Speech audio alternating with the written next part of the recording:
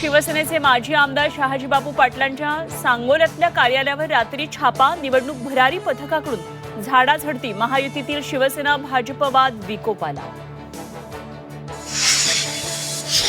शहाजीबापूंच्या कार्यालयावरील धाडीनंतर राजकारण तापलं, कारवाई चुकीची असल्याचं शिवसेनेचं मत. सूडबुद्धीनं कुणावरही धाड टाकली जात नाही, तक्रार आल्यानंतर कारवाई केली जाते. मुख्यमंत्री देवेंद्र फडणवीसांची प्रतिक्रिया. मुख्यमंत्री फडणवीस आणि उपमुख्यमंत्री एकनाथ शिंदेंमध्ये अबोला असल्याची चर्चा. संभाजीनगरमध्ये एकाच हॉटेलमध्ये मुक्कामी असूनही भेट नाहीच. प्रचार सभांची घाई असल्यानं भेट होऊ शकली नाही, फडणवीसांची माहिती. राज्यातील भाजप शिवसेना नेत्यांमधील वादात केंद्र मध्यस्थी करणार. भाजपचं केंद्रीय नेतृत्व संघर्षावर तोडगा काढणार असल्याची विश्वसनीय सूत्रांची माहिती. शिंदेंच्या शिवसेनेचे 35 आमदार फुटणार आहेत. फोडाफोडीसाठी भाजपकडून खास रवींद्र चव्हाणांची नेमणूक.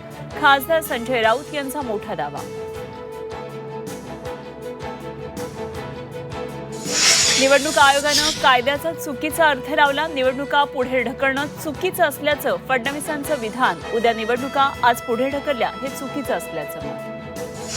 बहुचर्चित अनगर नगरपंचायतीची निवडणूक स्थगित. जिल्हाधिकारी कुमार आशीर्वाद यांनी काढले आदेश. उज्ज्वला थिटेंमुळे चर्चेत आली होती निवडणूक.